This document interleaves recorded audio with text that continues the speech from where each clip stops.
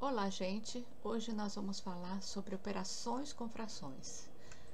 Então, nós vamos primeiro falar o que é uma fração. A fração sempre representa uma parte de um todo. Como, por exemplo, essa barra que está dividida em 4 partes, eu pintei 3 partes, então eu represento ela como 3/4.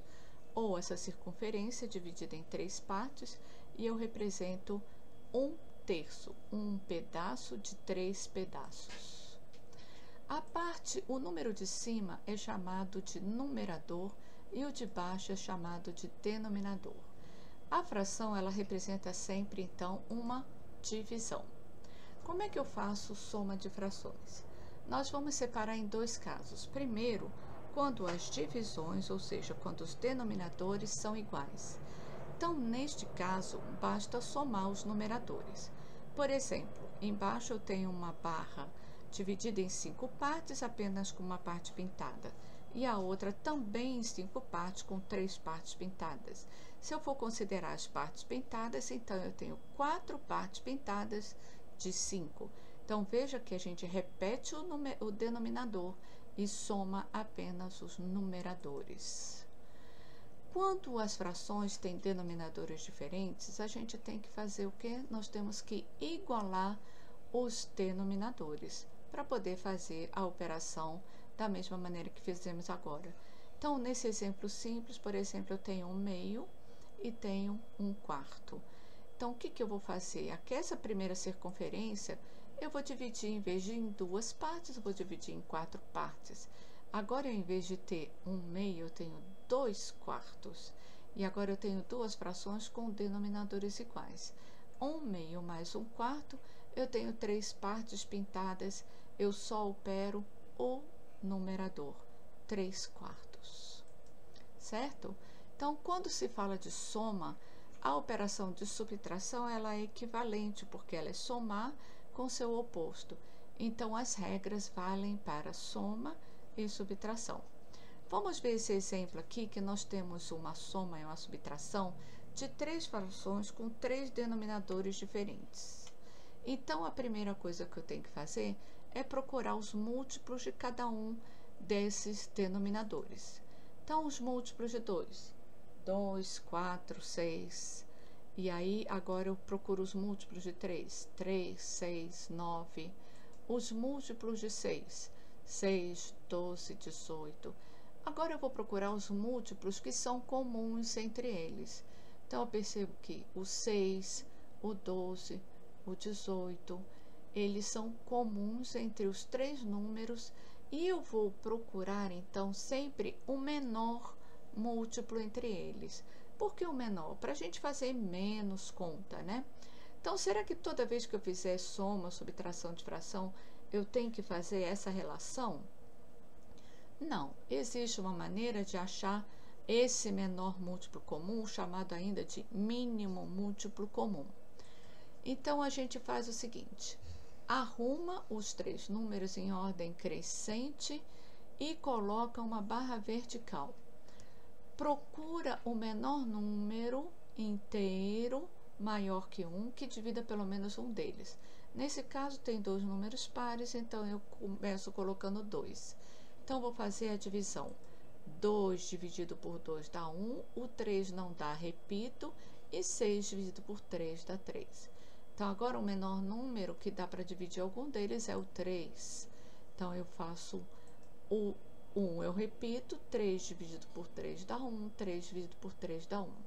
Veja, esses 2 números, então, agora eu multiplico, e o menor múltiplo comum, mínimo múltiplo comum, o MMC, é 3. Voltando à nossa expressão, 1/2 mais 2/3 menos 1/6. Então, agora nós vamos fazer frações equivalentes, cujo denominador é 6. Então, eu vou procurar um número que multiplica por 2, que dá 6, que seria o 3. Pego a fração, multiplico em cima e embaixo por 3. Procuro um número que multiplicado por 3 dá 6, que é o 2. Pego a fração, multiplico por 2 em cima e embaixo. E 1/6 eu não preciso mexer. Então, agora eu faço a operação. 1 vezes 3, 3/6. 2 vezes 2, 4/6. Menos 1/6. Então, os denominadores estão todos iguais, eu vou apenas operar os numeradores. Então, 3 mais 4, 7, menos 1, 6. Ficaram 6 sextos, e como 6 é divisível por 6 é inteiro, deu 1 inteiro. Vamos ver mais um exemplo. 7 oitavos mais 5 sextos menos 3 quartos. Então, colocamos os números em ordem crescente, colocamos uma reta vertical e procuramos o menor inteiro, que divide pelo menos um deles maior que 1. Nesse caso, os 3 números são pares, o 2 divide os 3. Então, 4 dividido por 2 dá 2, 6 dividido por 2 dá 3, 8 dividido por 2 dá 4. Ainda consigo dividir por 2. Então, 2 dividido por 2 dá 1, o 3 não dá, eu repito, 4 dividido por 2 dá 2. Ainda dá para dividir por 2. Então, repito 1, repito 3 e 2 dividido por 2 dá 1. Então, veja que agora eu só tenho 3. E aí, eu faço a multiplicação.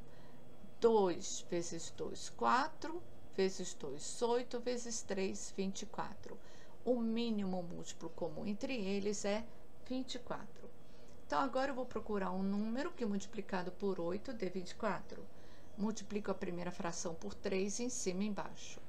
Procuro um número que multiplicado por 6 dá 24. Multiplico a segunda fração por 4 em cima e embaixo.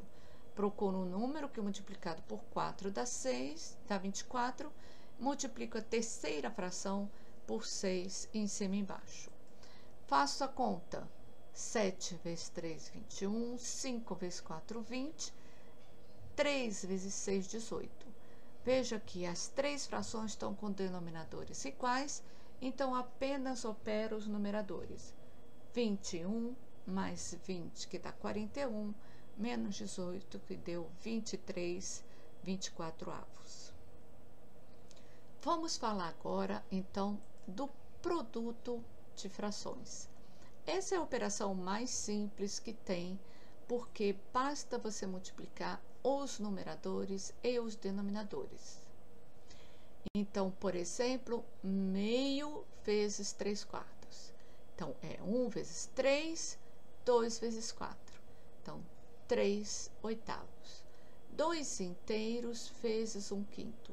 Lembrando, devemos lembrar que os números que não têm o denominador explícito, né? É porque o denominador dele é 1. Então, 2 eu posso escrever como 2 sobre 1. Então, vai ficar 2 vezes 1 sobre 1 vezes 5, que dá 2 quintos. Vamos falar, então, agora da divisão de fração. Nesse caso, você conserva a primeira fração e multiplica pelo inverso da segunda fração. Então, 2 terços dividido por 1 quinto. Repete 2 terços, muda a operação de divisão para multiplicação e 1 quinto vira 5 sobre 1. Então, agora é só multiplicar 2 vezes 5 sobre 3 vezes 1, que dá 10 terços. 3 inteiros dividido por 2 7. Lembrando que 3 inteiros é 3 sobre 1. Muda a operação de multiplicação. 2 sétimos escreve por 7 meios. 3 vezes 7, 21. 1 vezes 2, 2. 21 meios. Existem frações que aparecem com um número inteiro antes da fração sem nenhum sinal de multiplicação. Essas frações são chamadas de números mistos ou frações mistas. Nesse caso, a gente lê aqui 2 inteiros e 1 terço. O que essa fração representa? Essa fração representa 2 pedaços inteiros e mais um pedaço só com 1 terço destacado. Se você contar o número de terços que tem aqui, 1, 2, 3, 4, 5, 6, 7. Nós temos 7 terços. Então, um número misto, ele pode ser transformado numa fração simples. De que maneira? Multiplica pelo denominador, 2 vezes 3, 6, e soma o numerador, 7 terços. Veja que essa fração simples ela tem um numerador maior que o denominador. Essas frações são chamadas de fração imprópria, ou seja, uma fração imprópria, ela pode ser transformada num número misto. Como? Já vimos como é que se faz do número misto para uma fração. Agora, a fração, você vai decompor o número de cima como uma soma, aonde o de baixo é múltiplo do denominador. Então, 8 quintos é 5 mais 3, ou seja, 5 quintos mais 3 quintos. 5 quintos deu um número inteiro, tá vendo? Então, isso aqui dá 1 inteiro e 3 quintos. Então, o igual da fração imprópria é um número misto, certo? Agora eu vou propor um desafio.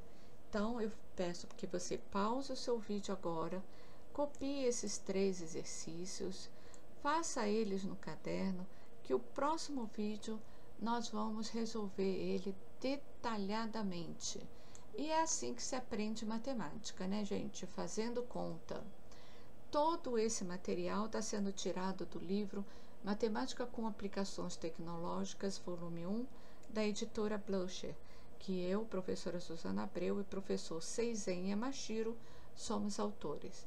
Esse livro também, ele tem em forma de e-book e você pode acessar através desse link.